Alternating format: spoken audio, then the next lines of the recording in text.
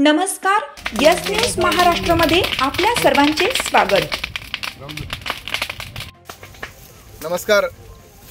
वाठार तालुका हातकणंगले या ठिकाणी असणाऱ्या साखरवाडीमध्ये शरद बाबुराव पवार नावाच्या शेतकऱ्याच्या ऊस क्षेत्रामध्ये असणाऱ्या लाईटच्या खांबावरील तार तुटून त्यांचा असणारा या ठिकाणचा 2 एकरचा ऊस जवळजवळ खाक झालेला आहे।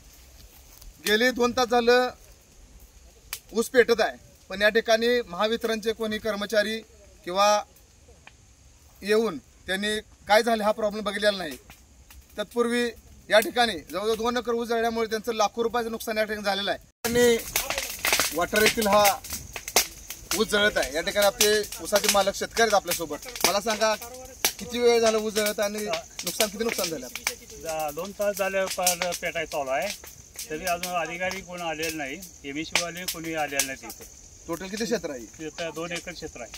तरी नाही म्हणून किती नुकसान झालं? आता म्हणलं तर आता 2 एकराचं म्हणलं तर बाकी 2 टन ॲव्हरेज नाही किती होतं, 150 टनाचं बाकी झालं। 4 लाखापर्यंत नुकसान झाले। या ठिकाणी जवळजवळ या ऊस जळाल्यामुळे या शेतकऱ्याचं 4 लाख नुकसान झालं आहे। येथून एमएसएबी हाकेच्या अंतरावर आहे, अजूनही कोणी अधिकारी आले नाही। तरी या शेतकऱ्यांना एमएसएबी कडून नुकसान भरपाई मिळावी अशी यांची अपेक्षा आहे। तुमची साथ आमची।